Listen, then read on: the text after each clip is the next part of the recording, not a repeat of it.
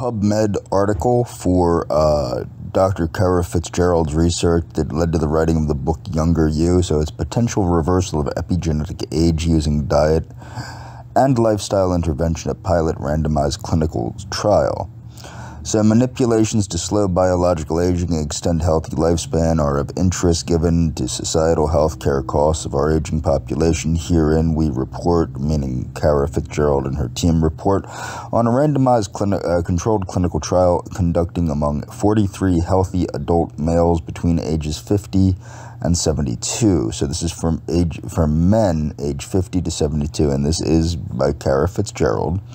The 8-week treatment program included diet, sleep, exercise, and relaxation guidance, and supplemental probiotics and phytonutrients.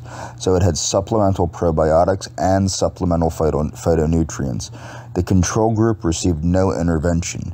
Genome-wide DNA methylation analysis was conducted on saliva samples using the Lumia methylation epic array, and DNA age was calculated using the online Horvath DNA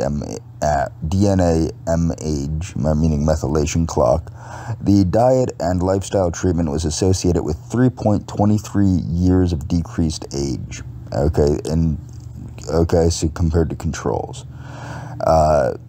And of those in the treatment group decreased, so the DNA methylation age of those in the treatment group decreased by an average of 1.96 years by the end of the program compared to the same individuals at the beginning, with a strong trend towards significance. Changes in blood biomarkers were significant for mean serum methylation, blah, blah, blah. To our knowledge, this is the first randomized controlled study to suggest that specific diet and lifestyle interventions may reverse Horvath DNA methylation age. Epigenetic aging in healthy adult males. Larger scale and longer duration clinical trials are needed to confirm these findings. Of course, the conflict of interest, Kara Fitzgerald, blah, blah, blah, declare that they use the intervention described herein in their clinical practice. So keep that in mind. Obviously, they use this in their clinical practice. That's not really a conflict of interest, though. So what about with the Wemans? So this is Dr. Fitzgerald, too. This is the same research that led to the writing of the book Younger You by Kara Fitzgerald. So here we report a case series of 6 women who completed a methylation-supportive diet and lifestyle program designed to impact DNA methylation and measures of biological aging. The intervention consisted of 8 weeks of the program that included sleep, diet, exercise, and relaxation guidance, just like with the men, supplemental probiotics and phytonutrients, and nutritional coaching. DNA methylation and biological age analysis was done the same way with the Horvath methylation age clock. Normalized using C-SAMI pipeline was conducted, blah, blah, blah, blah. Okay. The average chronological age at the start was 57.9 years, and all but one participant had a biological age younger than their chronological age at the start of the program, suggesting that biological age changes were unrelated to disease improvement and instead might be attributed to underlying aging mechanisms. Now, what I would like to say is diseases are symptoms of aging. Okay, conflict of interest, of course, the authors declared that they use this in their clinical practice as a patient intervention. So, eating like a chimpanzee, or any of the ways that I've mentioned so far, seems to have a very good potential at reducing aging, okay? So this is by Jacob K. Kresovich. Okay, healthy eating is associated with lower risks of disease and mortality, but the mechanisms underlying these associations are unclear. Age is strongly associated to health outcomes. What you have to understand is aging, disease is caused by aging. What's causing, it's the same mechanisms, whether it's being set off by smoking, by radiation, by poor eating, whatever sets it off, the mechanisms are the same, and the mechanisms are reversed in similar ways too. So determining, now before I start further, I want to make people remember I'm not a physician, I'm not a DO, I'm not an MD, I'm not an ND, I'm not a chiropractor, I'm not a dietitian, I'm not a nutritionist, I'm not an LPN, I'm not an RN, I'm not a nurse practitioner. If you have a health concern or question, seek out the advice and counsel of somebody with a medical degree and a license. I'm not such a person. So all 4 healthy eating indexes had inverse associations with epigenetic age acceleration, most notably the pheno-age excel and grim-age excel. Of these, the strongest associations, blah, blah, blah. Conclusions. Higher diet quality, meaning eating more fruits, vegetables, whole grains, lean proteins, etc., fish, nuts, seeds, whole grains, fruits, vegetables. It's associated with methylation-based measures of biological age. Improving diet could have the most benefits in lowering biological age among women with lower levels of physical activity. This trial was registered at clinicaltrials.gov. Moving on. So, is human age reversal fact or fiction? Although chronological age correlates with various age-related diseases and conditions, it does not adequately reflect an individual's function. This is by Adviv A. Johnson. Okay, function, capacity, well-being, or mortality risk. In contrast, biological age provides information about overall health and indicates how rapidly or slowly a person is aging. Estimates of biological age are thought to be provided by aging clocks, which are computational models that use a set of inputs to make a prediction. In the past decade, aging clock studies have shown that several age-related diseases, social variables, and mental health conditions associate with an increase in predicted biological age. So keep that in mind. Age-related diseases, social variables, and mental health conditions associate with an increase in predicted biological age relative to chronological age. This phenomenon of age acceleration is linked to a higher risk of premature mortality.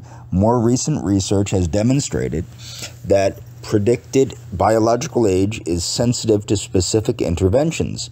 Human trials have reported that calorie restriction, a plant-based diet, lifestyle changes, so calorie restriction, a plant-based diet, a calorie-restricted diet, and a plant-based diet, lifestyle changes involving exercise, a drug regime, including metformin and vitamin D3 supplementation, are all capable of slowing down or reversing an aging clock. Non-interventional studies have connected high-quality sleep, physical activity, a healthy diet, and other factors to age deceleration. So, if you want to decelerate your age and maybe even age in reverse, think about things like high-quality sleep, physical activity, and a healthy diet, and other factors. Specific molecules have been associated with the reduction or reversal of predicted biological age, such as antihypertensive drug doxazosin or the metabolite alpha-ketoglutarate. Although rigorous clinical trials are needed to validate these initial findings, existing data suggests that aging clocks are malleable in humans. Additional research is warranted to better understand these computational models and the clinical significance of lowering or reversing their outputs. So this is just my Eco Atkins playlist, and I strongly suggest people that are interested in a vegetarian or vegan version of the Atkins diet, check out this playlist. This is Dr. Atkins at the USDA diet debate, the war of the diets. This is the whole war of the diets. Atkins versus the China study. I actually side with the China study, but that's not what's important here, because it's neither nor, it's both. Okay, that's the problem, is there's a happy medium. That happy medium is the Eco Atkins diet, which is a plant-based Atkins diet, and I think people need to learn more about that. These are various recipes. The playlist is primarily recipes and some information, but it's most of the information here are vegan or vegetarian Atkins-friendly recipes. Okay, and I suggest people check out this playlist. As with everything mentioned in this video, it will be linked in the description. This is my Eco Atkins playlist. Check it out. So this is from Restorative Health. Now, what do centenarians do differently? Longevity advice from the first physicians. Okay, since Hippocrates noticed that gluttony leads to disease, in addition, they noticed that obesity contributes to premature aging. So keep that in mind. Not only does gluttony lead to disease, but obesity contributes to premature aging.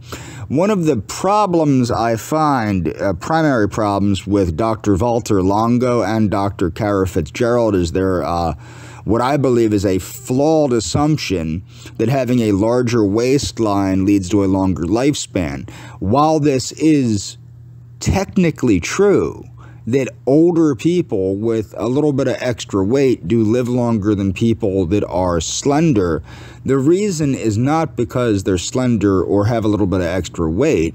The reason is people with a little bit of extra weight in old age are nourished, whereas people that are underweight in old age tend to be malnourished. People forget that appetite declines with age.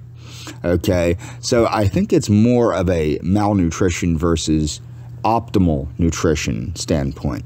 Observation of centenarians. Dan Butner spent 10 years traveling around the world, this is the Blue Zones guy, and studying areas with the highest concentration of people who live to 100, then published the results of his study focusing on 5 locations that he called the Blue Zones.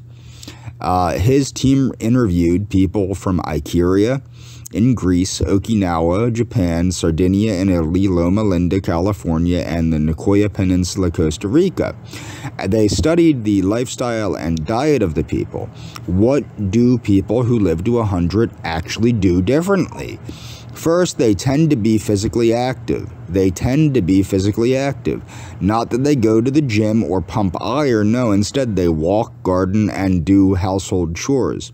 Secondly, they are socially connected, whether it's a faith-based community they belong to, family circle, or friends. They spend a lot of time with each other, together with others. Third, they engage in activities that help them stay positive, relaxed, and happy. For example, spending time outdoors, napping. So keep this in mind, spending time outdoors, napping, meditating, and at happy hour. What do centenarians eat? Although the diets differ depending on the region, there are some similarities as well. There's many similarities. First of all, centenarians eat mostly unprocessed foods, so they eat whole foods. They cook their meals with fresh plants and herbs from the garden or the forest. Animal protein intake is relatively low, and vegetable and bean intake is very high. So vegetable and bean intake is very high. They don't shy away from alcohol, although I would recommend that you do. I know that I had to find out that I need to do that. It's not healthy to consume alcohol, and the Loma Linda centenarians don't drink any alcohol. However, the key to drinking seems to be in moderation, 1 to 2 glasses per day. The wine drinkers in Sardinia live longer than non-drinkers, and most importantly, they don't overeat. The majority of the longest living people stop eating before they are completely full, which seems to be well aligned with the recommendations of Hippocrates. Average life expectancy around the world. There are many more regions in the world in addition to the 5 areas from the Blue Zone research where people live and thrive well into their golden years. Average life expectancy in Monaco, for example, is 89.4 years. Japan and Singapore is 85.3 years. Hong Kong and Iceland is 83. Korea, Israel, Switzerland, Australia, Canada, and Italy is 82. France, Sweden, and Norway is around 82, and the U.S. is 78.6 years. Animal studies confirm the benefits of eating less. This has to do with caloric restriction. In the last 100 years, they have studied the effect of, meaning the scientists have studied the effect of caloric restriction on longevity of all kinds of animals, from fruit flies to fish to rodents and monkeys. The research shows not only an increase in life duration, but also the reduction of age-related degenerative diseases. They've learned that 30% caloric restriction 30% caloric restriction increases longevity in animals compared to animals who eat to their heart's content. Now remember, in Okinawa, it's only about 10% or 12%, maybe 13% of caloric restriction, and they also eat caloric restriction mimetics. Unfortunately, it's really hard to conduct similar research in humans. Not really, because a lot of the centenarians do this themselves. They can't really put people on a calorie-reduced diet for the duration of their life. They could put them in a lockdown facility and put them on a calorie restriction. It's within the range of ethics if you write the agreement properly. So the biochemistry of anti-aging for humans and animals. As the development of science marches on, we can look at changes in all kinds of blood markers and gene expressions in response to caloric restriction. E.M. Merkin and his team did exactly that in both rats and humans and then compared the results. What they learned is that long-term caloric restriction makes cells more efficient at maintenance and repair.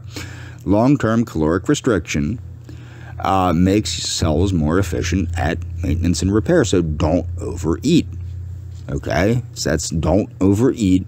And many other positive biochemical changes that are associated with the slowdown of aging are present in rats and humans. They saw similar improvements in inflammatory markers, modifications in longevity genes that are responsible for stress resilience, antioxidants, DNA repair, etc., oxidative stress, the hallmark of inflammation, and many chronic diseases is higher in old age. Restricted food intake can counteract the damaging effect of oxidation. Now remember, phytonutrients help with all of these things too. Live to 100 guide for everyone. Getting healthy, slowing down aging, and living to 100 is a great goal to have, and there are many different steps we can take to get to that goal. As you saw, it's a constellation of lifestyle practices, not just one thing. From the dietary changes standpoint, one of the steps can be reducing overall caloric intake and avoiding overeating. The evidence of the health benefits of this is mounting. Why not just simply eat less food, especially processed foods? It sounds very simple, but might not be as easy to implement. That should be extremely easy to implement. I've never understood people's obsession with processed foods.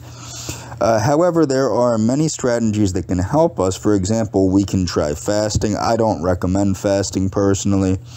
Fasting overall is not new, yada, yada, yada. Intermittent fasting I don't recommend, although I have done it for many years. I quit doing it. That's all for this article. And I'm going to move on now. So what are the nutritional habits among the Warsaw centenarians? Okay, so the aim of this study, blah, blah, blah. Okay, the study was conducted by questionnaire. Most of the centenarians had general good health. Almost 60% of centenarians performed manual labor in the past. Almost 60% performed manual labor in the past, meaning they moved their muscles. Then they drank small amounts of alcohol irregularly.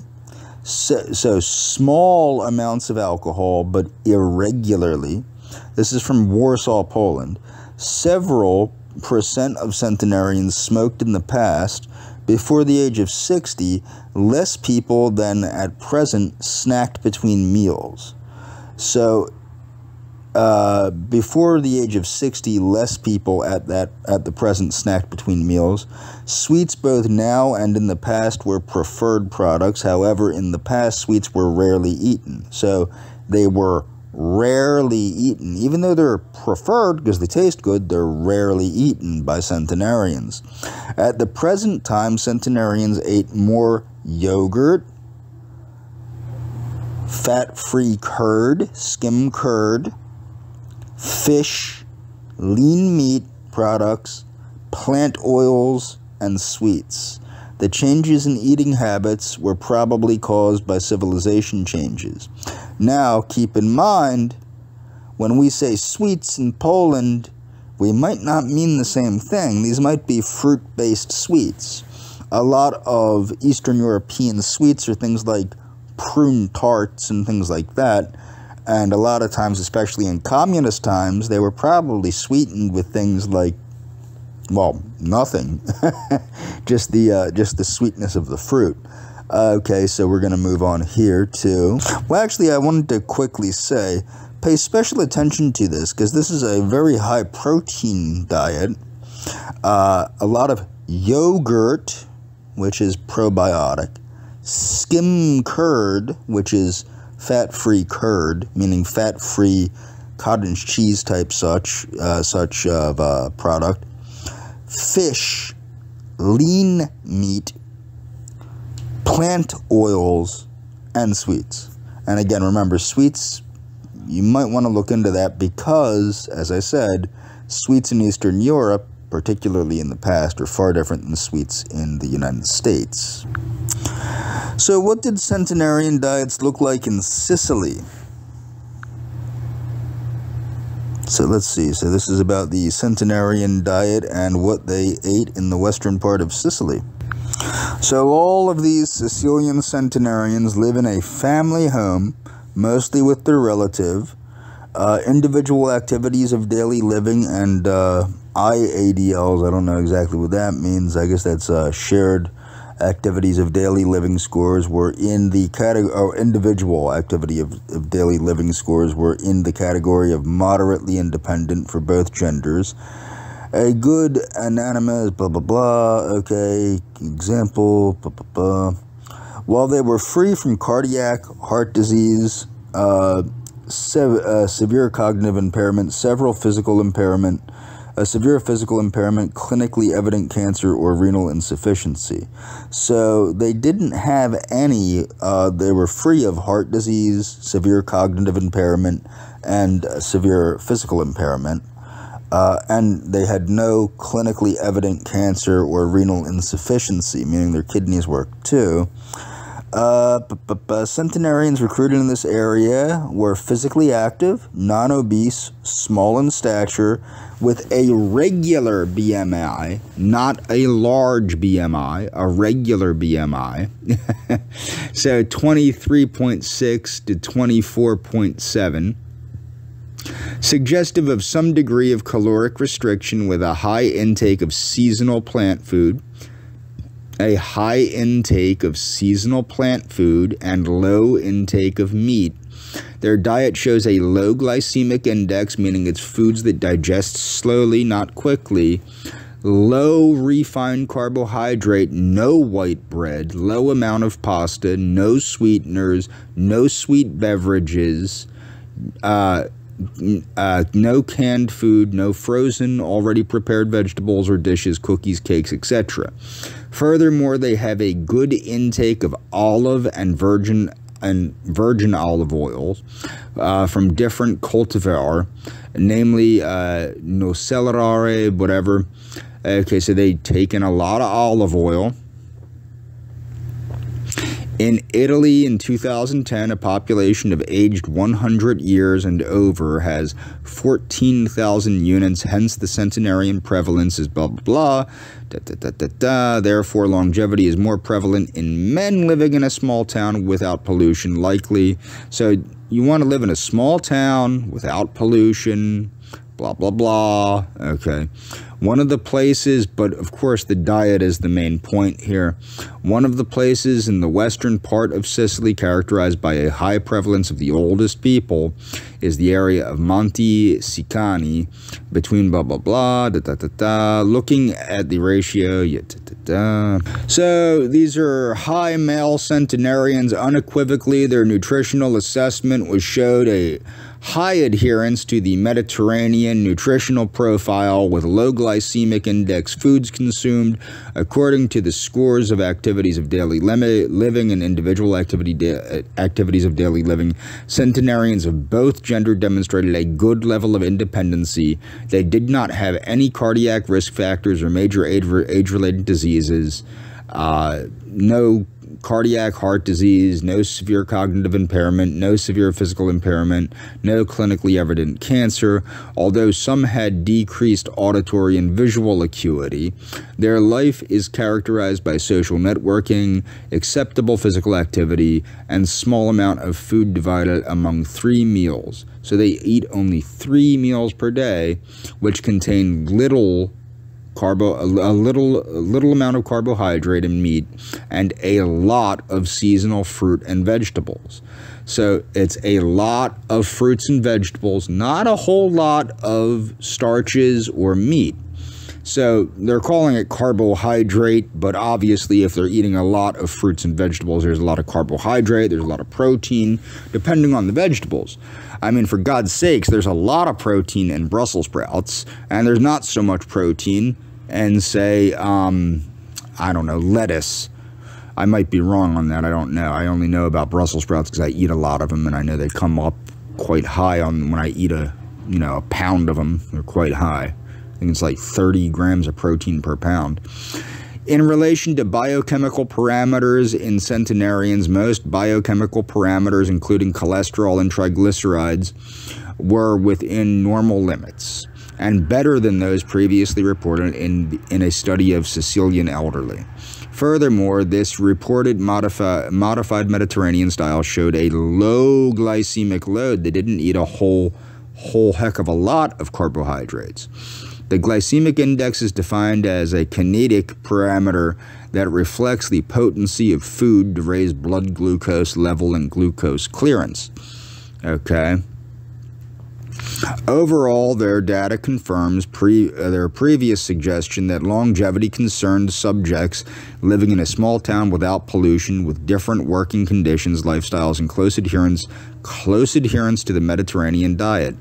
The reason why longevity has been observed particularly in small municipalities is not surprising. It is well established, in fact, that individuals with greater access to social support and family network have better health and lower levels of mortality, particularly when adult daughters are present. Okay, so particularly when adult daughters are present. To conclude their work, show a segment of our population that is growing faster, blah, blah, blah, blah, blah. Okay, moving on. This is the history and characteristics of the Okinawan lifestyle. You'll notice similarities to how chimpanzees eat, with the exception of the Warsaw centenarians. Okay, so keep that in mind. With the exception of the Warsaw centenarians, most of these people eat similarly to chimpanzees, but in different environments. So, Okinawan food culture in the Ryukyu Island is one of the world's most interesting cultures because its consumers have the longest life expectancy and low disability rates. It is a product of cultural synthesis with a core of Chinese food culture, inputs through food trade with Southeast Asia and the Pacific, and strong Japanese influences in eating style and presentation.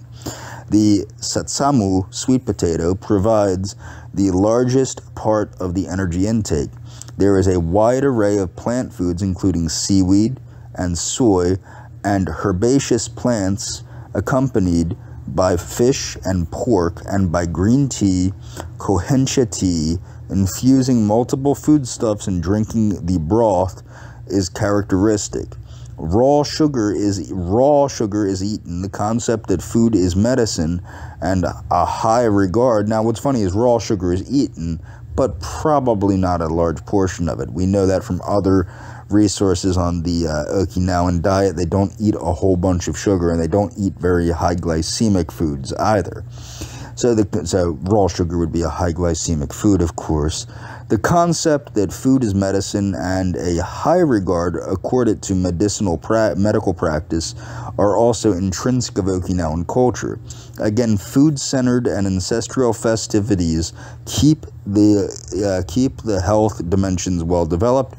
Pork, kanbu, and tofu are indispensable ingredients in festival menus, and the combination of tofu and seaweed are used every day. Small amounts of pork, of course, are also eaten at festivities. Okinawan food culture is intimately linked with an enduring belief of the system and highly developed social structure and network. Moving on. The Okinawan diet is low calorie and nutrient dense. Okay, so it is caloric restriction with optimal nutrition. Residents of Okinawa, the southernmost prefecture of Japan, are known for their long average life expectancy, high numbers of centenarians, and accompany low risk of age-associated diseases. Much of the longevity advantage in Okinawa is thought to be related to a healthy lifestyle, particularly the traditional diet, which is low in calories yet nutritionally dense, especially with regard to phytonutrients in the form of antioxidants and flavonoids. Research suggests that diets associated with a reduced risk of chronic diseases are similar to the traditional Okinawan diet, that is vegetable and fruit heavy, but reduced in meat, refined grains, saturated fat, sugar, salt, and full-fat dairy products. Many of the characteristics of the diet in Okinawa are shared with other healthy dietary patterns, such as the traditional Mediterranean diet or the modern DASH diet. Features such as low levels of saturated fat, high antioxidant intake, and low glycemic load. So keep that in mind. Other healthy eating patterns, like I've been saying, whether it's the DASH diet or the Mediterranean diet or the Okinawan diet or the Atkins diet or the Zone diet or the Ornish diet, these are all similar in one way. They're low in calories and high in nutrients. Or the Younger You diet intervention, or the Walls protocol. Okay, features such as low levels of saturated fat.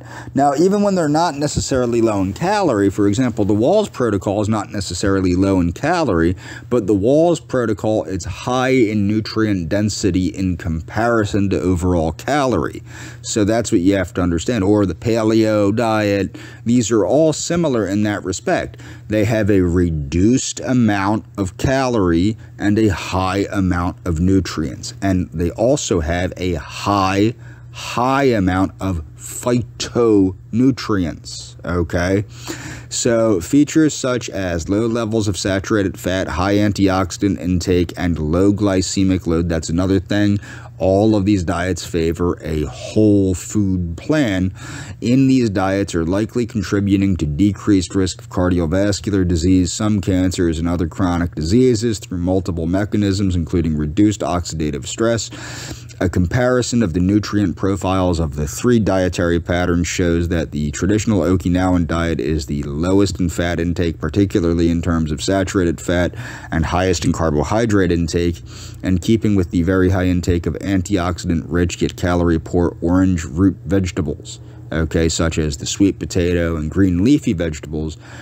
Deeper analyses of the individual components of the Okinawan diet reveal that many of the traditional foods, herbs, or spices consumed on a regular basis could be labeled functional foods. So keep that in mind. These are very potent antioxidant and phytonutrient-rich foods. When you examine these, a lot of these traditional foods, herbs, and spices could be labeled as functional foods and indeed are currently being explored for their potential health-enhancing properties. The Okinawan diet is the Japanese equivalent to the Mediterranean region's Mediterranean diet. Okay, so while the Mediterranean diet is healthy and enjoyable for many, the eating pattern may not be ideal for everyone for a variety of reasons, including, importantly, food culture and traditional food preferences. So if you need to follow a traditional Asian diet because you prefer that kind of food, this might be the diet for you. I like to pick and choose from a variety of healthy diets made with healthy foods. You don't have to stick to one diet as long as you're eating the certain ingredients in those diets, okay, and meeting macronutrient goals, okay? So, for example, people living in Southeast Asia, for example, have traditionally enjoyed low-fat, high-carbohydrate eating patterns for millennia, and switching to a Mediterranean diet is unlikely to be sustainable for them in the long run. Luckily, there are other traditional eating patterns that share some of the main features of the Mediterranean diet that are also healthy and enjoyable. One that may be less familiar is the traditional Okinawan diet. Although it is well known that the Japanese are the world's longest lived people, it is less well known that the longest lived of the Japanese are those that inhabit the southernmost islands known as the Ryukyu Islands or Okinawa Prefecture. Their longevity is thought to be mainly due to the fact that they are able to avoid or delay major age-related diseases such as cancer, heart disease, stroke, and type 2 diabetes. This is in turn thought to be related to the healthy lifestyle, including their traditional diet, which is low in calories, yet nutrient-dense, optimal nutrition, but caloric restriction, caloric restriction with optimal nutrition. It's particularly high in regards to vitamins, minerals, and phytonutrient contents, antioxidants, and flavonoids. It's important to note that the staple carbohydrate is the sweet potato, not rice, as in the regular Japanese diet. Cooking styles center around vegetables and tofu. Smaller servings of fish, noodles, or lean meats with herbs, spices, and a little cooking oil may accompany these staples. Nabushi style uses water-rich vegetables such as daikon, Chinese okra, and pumpkin seasoned with miso and simmered in their own juices. Arichi style uses a combination of simmering and stir-frying with less watery vegetables such as burdock, seaweed, dried daikon, or green papaya. The traditional Okinawan meal would start with an Okinawan-style miso soup, which is water, miso paste, seaweed, tofu, sweet potato, and or green leafy vegetables. The main dish is a stir-fried vegetable dish called champuru, which includes such vegetables as bitter melon, accompanied by a side dish such as kanbu, seaweed, and konaku. This is typically simmered with a hint of oil, bonito dashi broth, which is tuna flavor. It's a tuna-flavored broth. It's like a tuna tea almost, and small amounts of fish or boiled pork. The meal would be served with freshly brewed jasmine tea, occasionally followed with a small amount of locally brewed millet brandy.